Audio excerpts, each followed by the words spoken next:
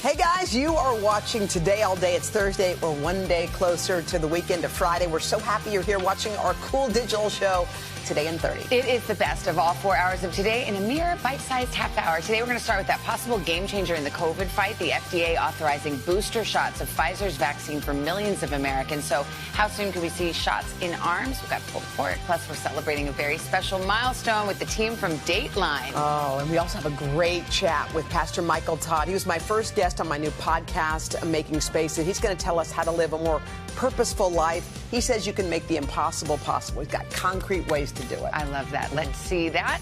Let's get this show started, shall we? Time for Today in 30.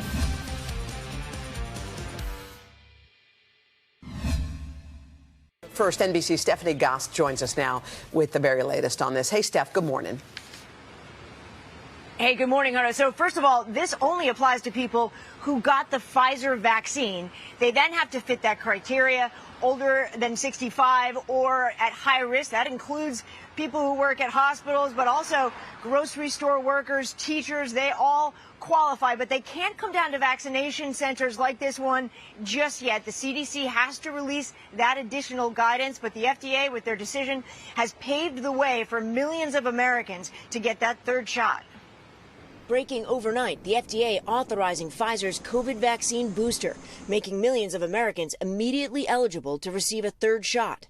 Among those who can get the extra dose of protection, people 65 and older, those at high risk for severe illness, and people who are frequently exposed to COVID at their jobs, like healthcare workers, school teachers, and grocery store employees. The third Pfizer dose must come at least 6 months after the second shot. The FDA's move does not apply to those who received the Moderna or Johnson & Johnson vaccines. President Biden initially announced last month that boosters would be available for everyone starting this week. The plan is for every adult to get a booster shot 8 months after you got your second shot. Many experts say the administration's messaging on boosters has been confusing. I'm hearing somewhere between total and complete confusion. People hear these different messages coming out. They see the companies announcing that their boosters work, and they're really mixed up. An unknown number of people have already gotten unauthorized booster shots with little oversight to stop them. Dr. Peter Grinspoon, a primary care physician at Mass General, says he's been bombarded by patients who want an extra dose. A lot of people are asking, how could I portray myself as immunocompromised? And, it puts you in a little bit of an awkward position. As millions of vaccinated Americans wait for a booster, people in many other parts of the world still haven't gotten their first shot. At a virtual COVID summit Wednesday, President Biden announced the U.S. will distribute an additional 500 million Pfizer vaccines to low-income countries for a total of 1.1 billion. To beat the pandemic here, we need to beat it everywhere. And I'm keeping the promise that America will become the arsenal of vaccines. But medical experts say billions more doses are needed to tackle the problem around the globe. There is some good news on the numbers front in a couple of different fronts. The CDC, for the second week in a row, is predicting that hospitalizations will go down over the next 4 weeks. And our NBC News data team also says that we passed the peak of this latest surge, fueled by the Delta variant, last week. 7 out of the 8 last days, cases have gone down. That's the longest sustained decrease in cases in 3 months. Savannah? All right, Stephanie, thank you. Now to one of the greatest art heists of all time. Yeah, it happened in Boston more than 3 decades ago. $500 million worth of paintings stolen from a museum there. And now, a man authorities believed may have had the answers has died. Gabe Gutierrez joins us with more on, this is quite the head-scratcher. Yeah, it is quite a mystery, Craig. Authorities have long suspected that Bobby the Cook Gentile, a reputed mob boss, knew something about what happened decades ago. Now he's passed away, and investigators are wondering if some of the answers may have died with him. It's the biggest art heist in American history. 13 paintings worth $500 million stolen from a Boston museum in 1990. 2 men walked into the Isabella Stewart Gardner Museum dressed as police officers and, according to a guard on duty that night, announced this is a robbery. Boston, a quiet museum, a daring robbery. The cold case, the subject of a Netflix documentary series this year. Millions of dollars worth of artwork. Rembrandt, Degas, Vermeer. More than 30 years after the paintings were taken, the mystery remains unsolved. The frames still hang on the museum walls, empty. There's no shortage of possible suspects. Boston was the Wild West. The two front runners were the Italian mob or the Irish mob. Hey, how you doing?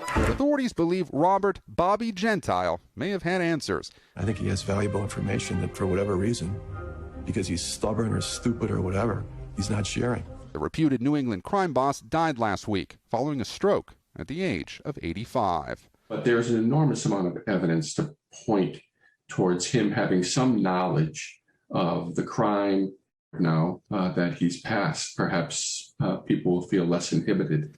Gentile's attorney telling NBC News, allegedly he was the last person to have possessed the paintings from the Isabella Stewart Gardner Museum. He denied this till his death.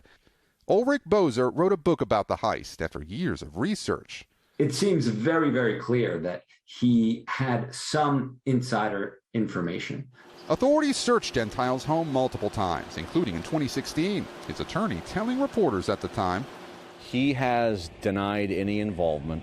In 2015, the FBI released never-before-seen 25-year-old video, hoping it might help crack the case. But so far, the mystery has remained unsolved. His passing does not hurt our investigation in any way, and it doesn't lessen our optimism that one day the paintings will be returned to the empty frames that are on the walls. Okay, so they're optimistic, but with the crime boss dead, I mean, how do they hope to find any answers to this thing? You know, authorities are hoping that now that he's dead, people might be more inclined to come forward, but the statute of limitations for the crime has actually expired. So but they want the art back. Exactly, they want the art back, and by the way, there's a $10 million reward for information leading to the safe. You would think that alone by now would have motivated someone to come forward. You would think. But you really don't want to get too involved potentially. You know. But Hoda made a good point. Like, what do you even do? How do you unload Rembrandt? Who's going to buy a Rembrandt? So you don't know. We're not in the market for it, so we wouldn't know. Thank you, Gabe. Thanks. Stick around because there's much more coming up on Today in 30. Inside everyone lurks a Sherlock Holmes. It's become a national obsession. Murder. He's someone that will go into a home at night and will kill. Mayhem. A killer on the loose in New York. Serial killers. My name is Ted Bundy. Gabby. And unsolved crimes. I saw him from TikTok, which then made me call the authorities. In the Gabby Petito case, amateur sleuths combed the internet for clues, even alerting authorities to leads that could help solve the case. This is most definitely Gabby Petito's Ford Transit van. These days, it seems we just can't get enough. True crime docuseries are among the most watched shows on streaming TV, turning small-town felons like the Tagger King into big-time celebrities. You're gonna have to kill me to shut me up. And it's not just television. 7 of the top 10 podcasts are now true crime. From Crime Junkie to the Murdoch Murders to the OG of them all, Dateline, which kicks off its 30th TV season this week. They said, you know, don't put on the steps. So, of course, you went there. I did. But why now? What's behind this exploding interest in murder? Our fascination is really nothing new and probably goes back a long way. And lots of people remember the 90s when everybody was glued to the trials of the rich and famous and those infamous grisly cases. The experts say hunger for this content is growing. Maybe an escape for people stuck at home in a pandemic? Or all this new technology that allows anyone to be an armchair detective? You have this opportunity for people to exchange and debate. For some, it's become a lifeline. I am asking for your help. Arizona mom Jessica Nunez uses social media to solicit tips to find her missing daughter, Alicia, who disappeared from their home 2 years ago. On TikTok, Nunez already has over 250,000 followers. Someone has to see something or know something. It is undeniably true that more men go missing than women, that people of color make up a disproportionate share of the missing. Those things are true too. And that they don't often get anywhere near the attention as cases like Gabby Petito. I like to call it missing white woman syndrome, which cases become what we call the top of the wedding cake cases, the smallest tier at the top of the cake that receives all of the attention nationwide. It seems unlikely that America's voracious appetite for true crime will be quenched anytime soon. Or will it? Well, we have true crime royalty in the house this morning. What do you think about being called crime royalty? That's right. I didn't know that was a thing. Yeah. We've got a big anniversary to celebrate. That's right, crime kingpins. Tomorrow night, marking Dateline NBC's 30th season premiere, the longest-running series in NBC primetime history. That's amazing. Is that a true fact? That is. It is. Goodness, if we say it, it's true. Well, In fact, if it's not true, then it's not a fact. I still can't wrap my brain around it. It became the royalty of morning TV. In honor of the 30th season, we have a little surprise for all of you. Wow, you brought swag. That's cool. You have the right to remain silent. Dig in. That's cool. I'm taking the hat. Thank you. The luminol on ice is great. We are On ice. we are huge fans. Of course, for the three people who don't watch Dateline, we have Dennis Murphy, we've got Keith Morrison, Andrew Canning, and of course Lester Holt. Thank you. Congratulations to all of you. Thank you. It's a nice thing. Yeah. Let me start with you because we've been covering the Gabby Petito case here for the last few weeks, and I know that you spent some time talking to her father exclusively a while back. What do you think it is about this case in particular that has captivated the country in this way? I mean, I think, first of all, talking to Joe was heartbreaking. Her dad, it was just so sad. The family loves her so much. And I think the fact that this played out on social media, for one, because we really saw the evolution of this relationship. You know, almost like it felt like in real time with the body cam in Utah or the posts on YouTube. I think being able to see these two and kind of know what might have been going through their minds and hearing the 911 calls and all that stuff, I think just kind of captured people's attention.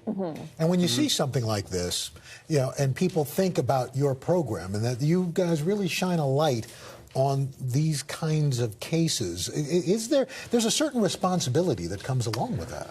Well, there is, and we try to do stories which are a little bit more, about some of the people who get ignored. A case like Gabby Petito comes along, and it's like by magic, everybody knows about it within a matter of a couple of hours, it seems like, all across the country.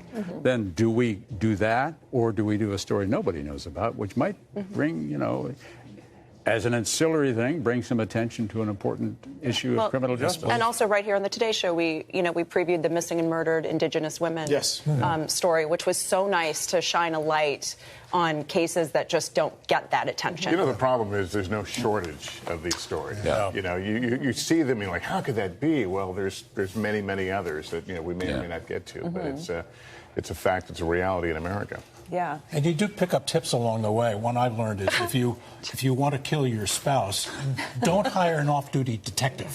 Okay. In your local town. Good tip. Don't go hiking. Don't skip that chapter in the book. Yeah. Don't move to a small town. And why do these spouses think they can get, they're going to be the one Good question. who gets away with it? Good question.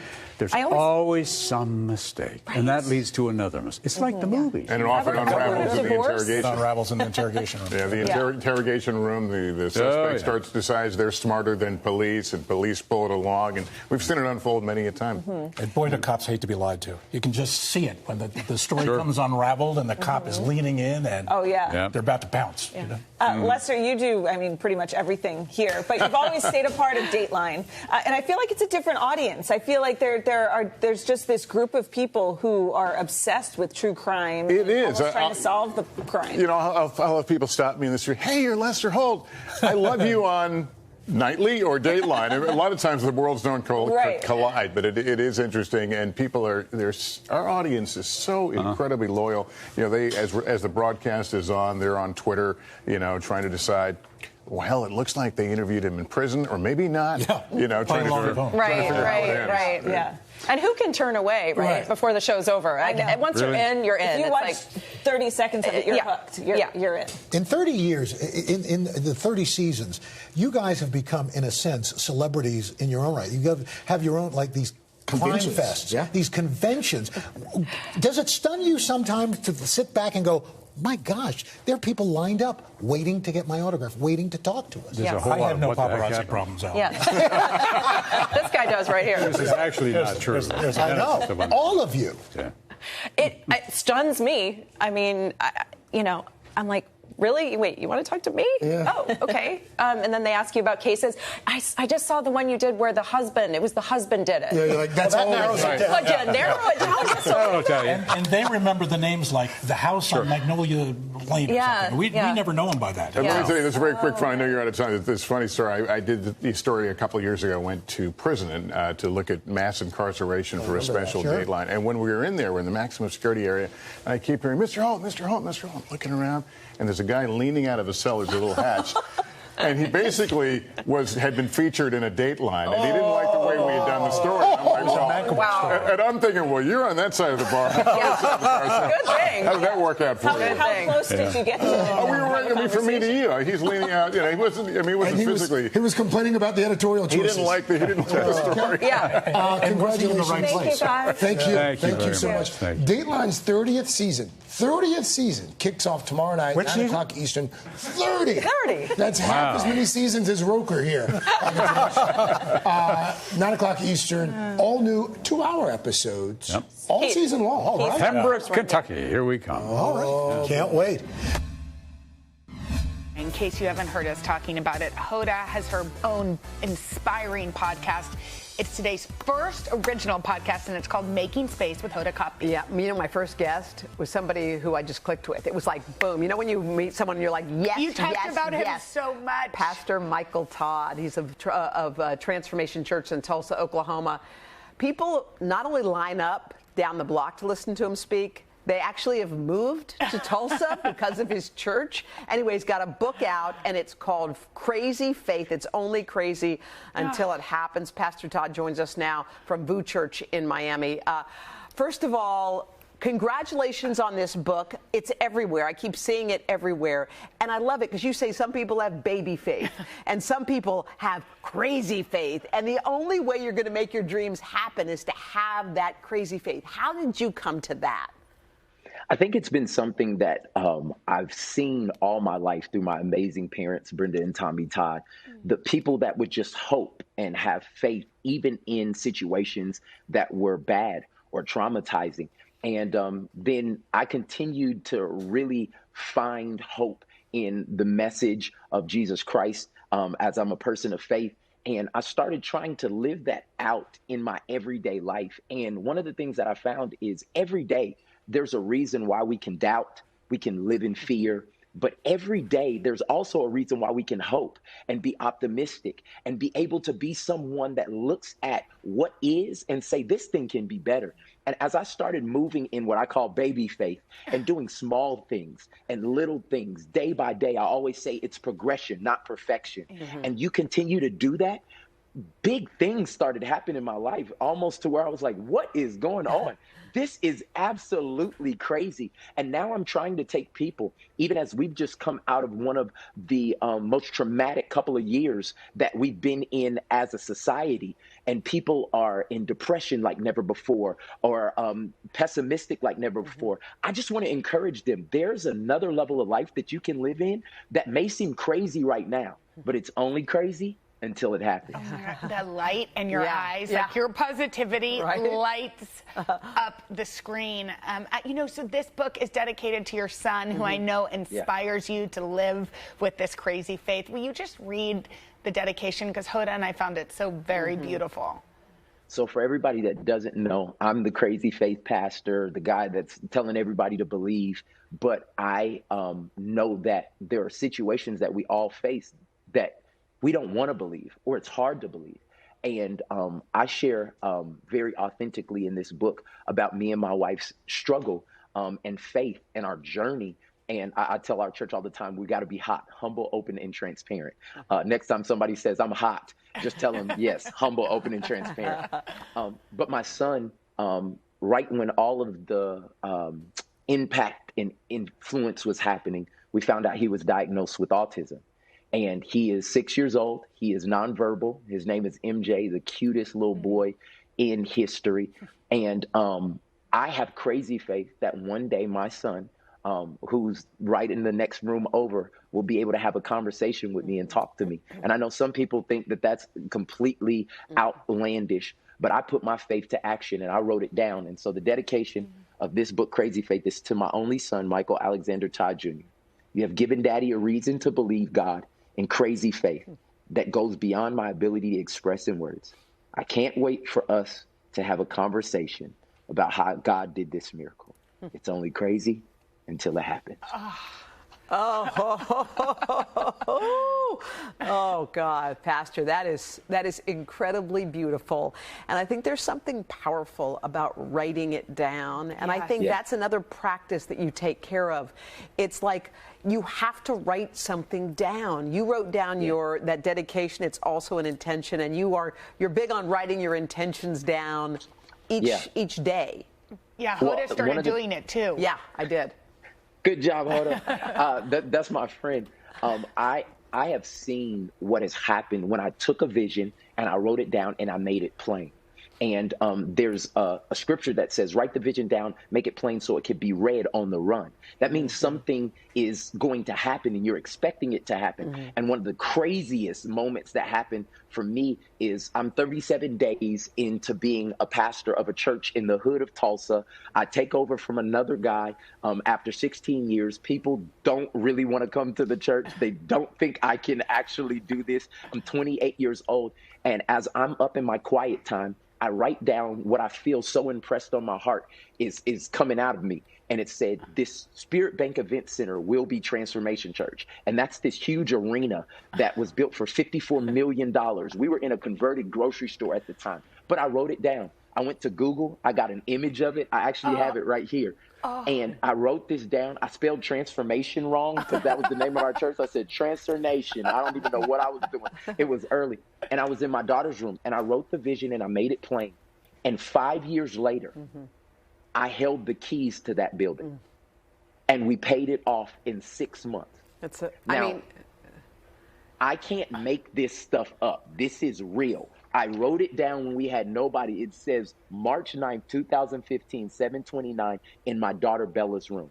And now when I go to the office, I pull up to that facility every day. Wow. Nobody can tell me that that's because I had education or I had connections or I even had the bank account. Something happened when it went from my head, then it dropped down to my heart. It eventually ended up in my hands. And I believe that that can happen for every person if they would have crazy faith to believe. Well, this book, if you read this book, you will feel exactly what Pastor Todd is feeling. Such, you know what, I feel like you've inspired all of us to put our dreams and our heart and our prayers out there. Say it. Write it. Tell people. Buy Crazy Faith. It's at today.com/shop. Yes. Yeah, everybody get this book. And guess what else? If you want more, and who does not, of this conversation, you can check out Hoda's extended conversation with Pastor Michael Todd on Making Space with Hoda Copy, wherever you get your podcasts, and new episodes drop every Monday through November 1st. Thank you, Pastor. You're amazing. I feel great. So you just finished your interview with Pastor Michael Todd. Why did you choose him as your first guest on your podcast? Number one, he was electric, and number two, he has like tangible things that we can all do, and number three, he's overflowing with faith. There's something about him. Like, I leaned in, and he's not somebody who's a household name yet. And there was just something about his spirit, his optimism. He makes dreams come true. He's literally doing it like right now. And he's teaching. He taught me lessons. Yeah. Jenna, what stuck out the most to you? I couldn't get over how his eyes lit up when he was talking about hope, and it's so true. It's like when you rather believe in the good and in grace, as opposed to just thinking about all the negative things. I want to live like him. Well, he started off as a sound man at the church. He was adjusting microphones, and then he became the pastor. I mean, like that journey by itself. And by the way, if you listen to the podcast, you would know that. Yes. We're going to see you tomorrow for another big morning on Today. We're going to close out the week with a concert from country singer Mickey Guyton. It's going to be really fun. Love her. Have a great Thursday. We'll see you tomorrow. Bye-bye.